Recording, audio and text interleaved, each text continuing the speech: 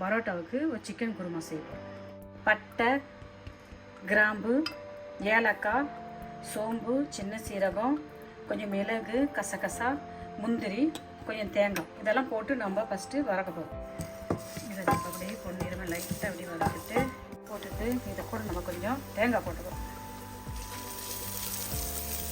தேங்காய் திருவி போட்டுக்கிறோம்.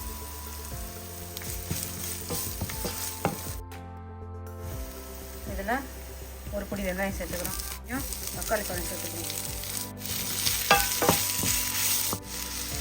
பச்சை மிளகா சேர்த்துக்கிறோம். கொத்தமல்லி தழை சேர்த்துக்கிறோம். பச்சை மிளகா கொஞ்சம் கொத்தமல்லி சேர்த்துக்கிறோம். மிக்ஸி ஜாரில் போட்டு அரைச்சி கொண்டு வந்துடலாம். நம்ம இதை மிக்ஸி ஜாரில் போட்டு அரைச்சி கொண்டு வந்துடலாம். ஃபஸ்ட்டு எண்ணெய் ஊற்றிக்கலாம். பெருஞ்சீரகம் போட்டுக்கலாம். கொஞ்சம் கருவேப்பிலை போட்டுக்கலாம். இஞ்சி பூண்டு வெடி சேர்த்துக்கலாம்.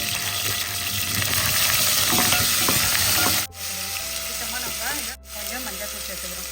காஞ்ச மிளகாத்தூள் காரத்துக்கு ஏற்ற மாதிரி காஞ்ச மிளகாத்தூள் சேர்த்துங்க. இதில் நான் உப்பு, மஞ்சத்தூள், மிளகாய் தூள், கொஞ்சம் தயிர் சேர்த்து ஒரு அரை மணி நேரம் ஊற வச்சுக்கிறேன். ஊற வச்சுட்டு நம்ம இதில் சேர்த்துக்கலாம்.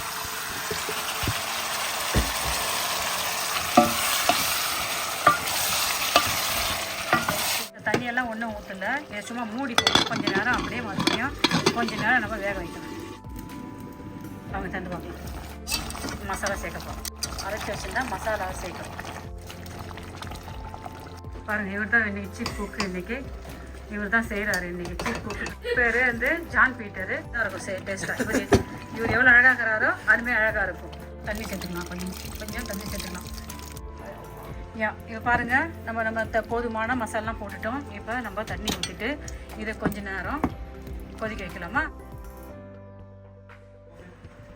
இங்கே பாருங்கள், என்ன அழகாக குருமா ரெடி ஆகிடுது. இப்படி பார்க்கலாமா?